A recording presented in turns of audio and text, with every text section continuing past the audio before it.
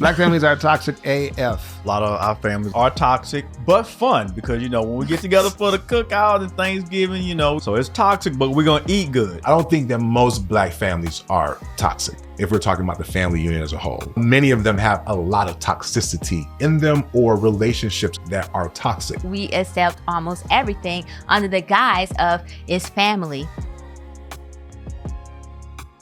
What was something that you thought that, just like how you just provided that example, that was beautiful, of something that you may have picked up from your father, but you end up breaking that generational curse? But was it really a curse though? Okay, I'm gonna be honest with y'all out there, right? No, it's not really a curse, for real.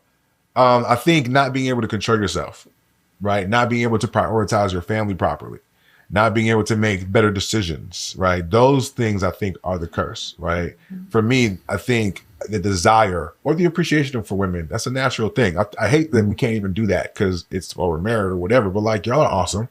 And I appreciate the fact that, y'all are awesome through him and through many of y'all. And, I also appreciate the fact that my mom gave me that extra drive to be out there like that, to be honest with you. I wouldn't change much about it because my behavior has not been destructive like that. You know what I'm saying? Like, at least I don't think so. If I have any kids out there, I don't know about them. You know what I'm saying? Call me. I'll be right by y'all. But I don't know. Is more still around? I don't know. I don't think so. I did a pretty good job. But yeah. So, Jay, you mentioned earlier about how the absence of your father made you become God for your children.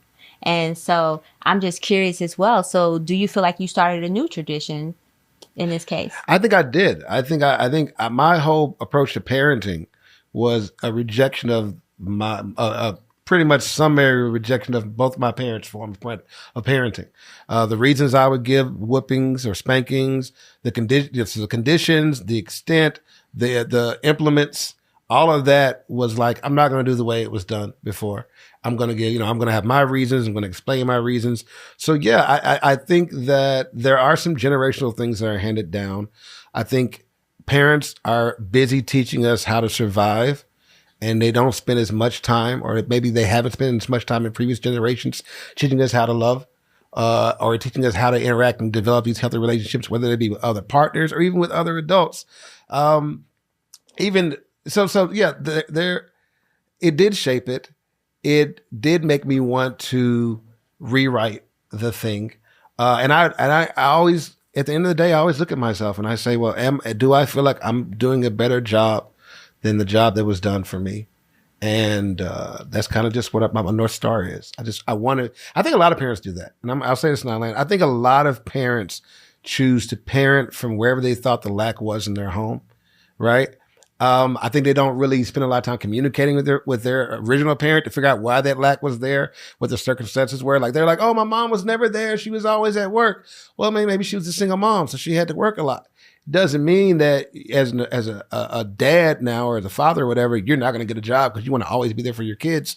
There's like balance, right? But we make these emotional knee-jerk reactions to the moves that our parents made, sometimes just out of survival. And with the lack of communication and understanding, then we do repeat these cycles that become generational curses. Wow, this sounds so nice and sweet, because I really just want to jump into this and say, let's ask the real question. Are Black families toxic? Because we've been talking about this, and we've been all nice I'm feeling and the sweet. love. But come on, are Black families toxic? That's what I really want to know. Talk about it. AF. They toxic as Yes. Black families are toxic AF. And be clear, that's not toxic. No, it's not the good kind. It's toxic. It's We're toxic. saying they're toxic. Yeah, one's bad, one's good. Absolutely. This is good. That's bad. Here's how you know. First off, fights at Thanksgiving are now a regular thing, right? The arguments, there are whole meme cultures on the responses to give to the aunties who talk about why you gain weight. The clapback. Yeah, all the clapbacks, right? There's all that. Well, it's a thing now that you got to take a walk, right? The walkers doing Thanksgiving. We know who you are. You're not fooling anybody. We know why you're walking, people. We know what's going on. Me and my cousin's going to take a walk. Right. Listen, I'm a former walker myself. You know what I'm saying? Now I just be like, I'm going to be where I'm at. But my point here is, Black families are toxic. I think, like I say, I think we get stuck in survival mode. I'm waiting for that day when we can kind of rest and we're not just reacting out of fatigue, out of stress, out of frustration, out of sometimes disappointment and despair. And, you know, not as the whole black condition is all bad, but I know a lot of us are down bad. Y'all just gonna be honest, all right? Stop faking. You're down bad. And the other thing is we're toxic because of our norms. Like, what does it mean to family? If I have a family member and they do me dirty, right? I'm still supposed to be family, right? If you fought me last Thanksgiving, I'm supposed to come back. Yes. Like, I think that's toxic. I think the family is what family does. So I think parents are, you know, so I think, yeah, black families are toxic. I think that our families have been fractured so many different ways, and we keep throwing them together, make these different combinations. And I think because we're trying to make a thing look like a thing instead of really looking at how the thing works. You are family. If I can trust you and you fucks with me and I fucks with you, even if I don't see you and we don't see each other, then we family, right? And if that's not happening, I don't care who your mama is. I was ready to say, we don't got you on a tangent. Sorry. I support it though. I felt it. My bad. I got a little more here. emotional. I really No, planned. it's okay. I felt it here. I was like, I love it because black families are toxic ass. Toxic. Yeah. So, you know, but Devin, going to weigh in on here? Yeah, I mean, I think, you know, a lot of our families are toxic, but fun because, you know, when we get together for the cookout and Thanksgiving, you know, we got the ham and the turkey and all the barbecue. So it's toxic, but we're going to eat good. You know what I'm saying? So I hope that when we have these toxic moments that we can say, you know what, that was toxic, but I'm going to always be there for my family. Yeah, me and cousin Ronnie got in a fight at the Thanksgiving last year, but if he come through this year, we're going to try to make up. And if somebody else come through that door and try to mess with cousin Ronnie, I got his back because our toxicity, we should keep it in the locker room. The big problem is it's out on parade for everybody to see. Because this toxicity was always there. Now we've got family beefing on Facebook and Twitter and Instagram and all kinds of stuff. So I think it's more on parade now. But you only get one family, and you got to try to not throw them away and be there for each other because we're all we got. And for me, that's what it gets down to. We're all we got, man. So, but don't fight me for Thanksgiving. I don't like that. So as someone who's all for throwing family away, like Thanksgiving dinner, bitch. It's like the following Monday, that shit's gotta go. Okay, some of y'all be leaving Thanksgiving dinner too goddamn long, but it's over, my guy. It's a wrap. It's like Wednesday still. I think it's still. But anyways, I struggle with the word toxic because I feel like it's overused. And I probably would have felt that way about this topic. But if you were to define toxic as not being able to thrive or survive or live in an environment, I think more people are finding that black families are toxic. I think we can all probably agree that probably family in general is dysfunctional, right? Or we can separate that there are toxic or dysfunctional moments within a family. It doesn't mean that the entire family or the family experience has to be toxic. I think we can draw some lines there, right? Yeah. So yes, you may have families that are not toxic, but yeah, a fight or two might break out because human's human and you're drinking, you're having fun, who knows, cousin, whatever. Like we all have those members of our family who are on the fringes, you know, we include them because they're family. But by and large, you can have a good solid stock of people that you look at as family and be like, these are solid people that I don't mind being associated with, right? Doesn't mean it's going to be great all the time. So I think I want to differentiate. So I guess as I'm saying this, I don't think that most black families are toxic if we're talking about the family unit as a whole. I think many of them have a lot of toxicity in them or relationships that are toxic.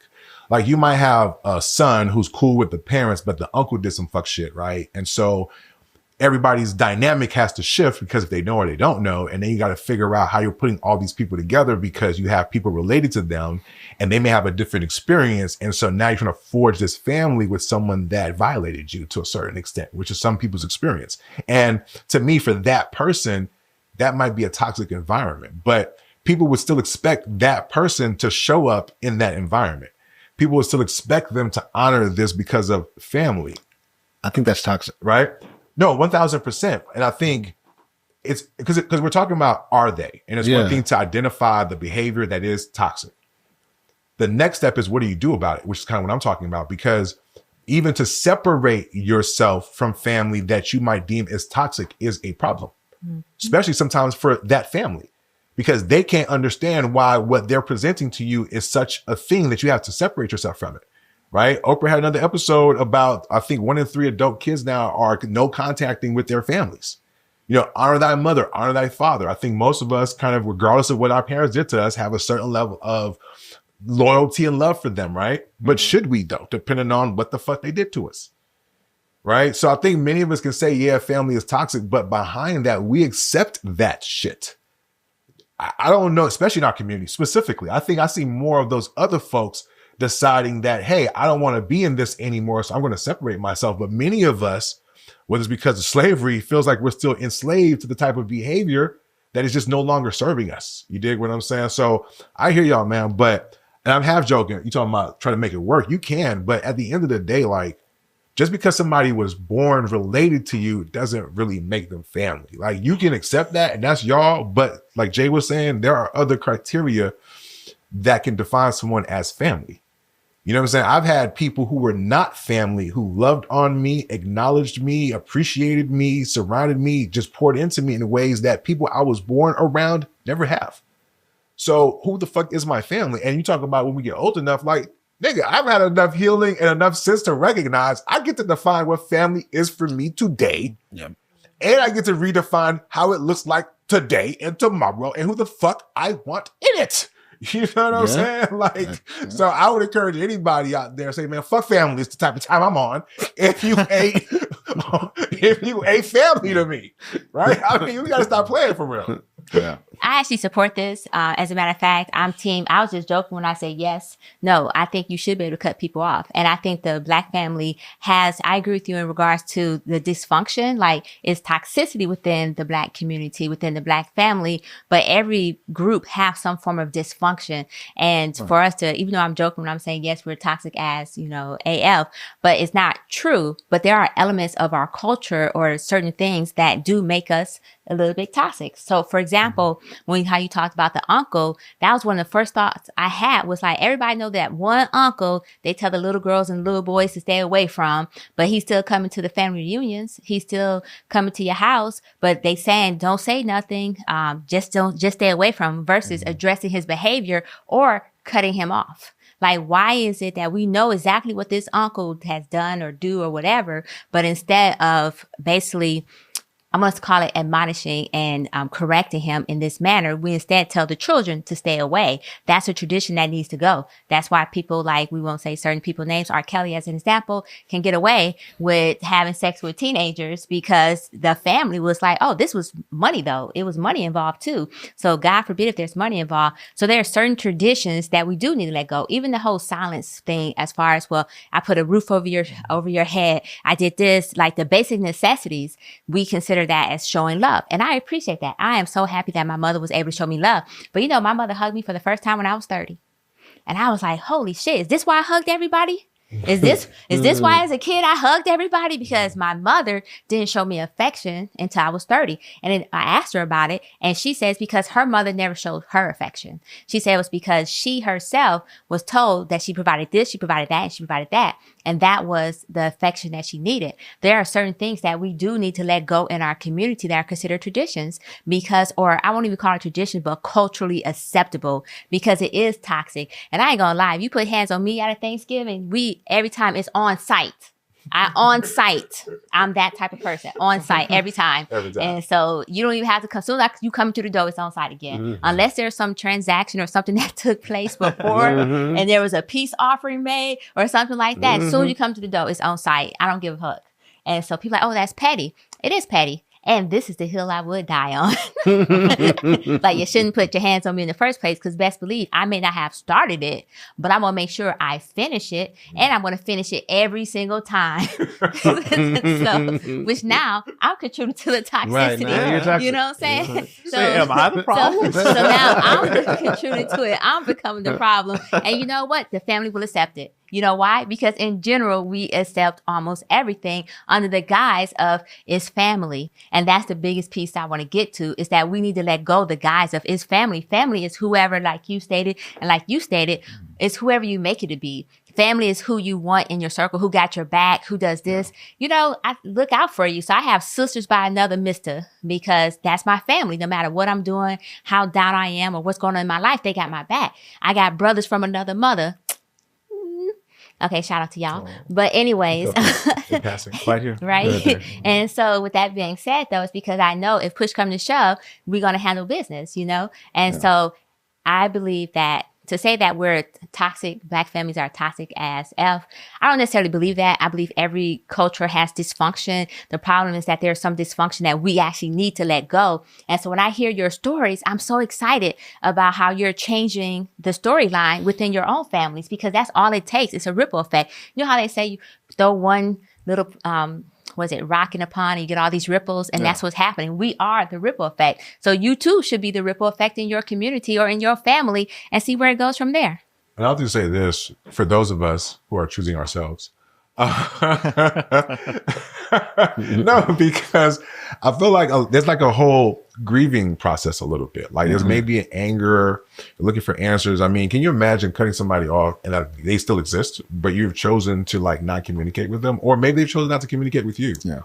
Right. And I feel like that comes with all these different emotions, because you feel like we got to be family. Like and I feel like we just need to let go of some of that burden. Like, you know what I mean? And just try to have the tough conversations. If you can't, that's okay. You don't have to harbor the anger. You can work through the emotions. But if you're choosing you, then it's not really about the other person anyway. I feel like a lot of times we will say that and we'll make it about the other person because we're still harboring the anger. But if you're truly trying to move forward, forgive. You know what I'm saying? Like parents, I get, like you mentioned the uncle thing. It's a tough conversation for many people to have. Yeah. But my thing is, like, if y'all don't address it, then how can you forgive it for some people? But some people can work through that forgiveness on their own and not need that. So I just kind of feel like, you know, we just got to get to a better space for ourselves first and protect ourselves as much as possible. And if that means creating distance, it's going to be tough, but you're choosing you, and that's okay. Would you say that when I say toxic AF, I think what I'm trying to suggest is, I think there's a habit, and I think you guys alluded to it, and maybe tell me if I'm getting this wrong. We tend to push coping over communication. We tell people, you know, it's okay, their family, you deal with it, instead of, yo, address that, get it right, y'all get to understanding this and this and that. Whether it's the uncle that's touchy-feely or whatever. You know what I mean? Like, why is it that in the Black household, we're so high on copium? I don't even think it's cope, bro, to be honest with you. We just avoid shit. Yeah, just avoid. And that's what I was going to say, is avoidance. Maybe that's our coping. I think that is the coping. But you'd be surprised. Like, there are some things that people can actually work through if they actually work through it. But people don't even try.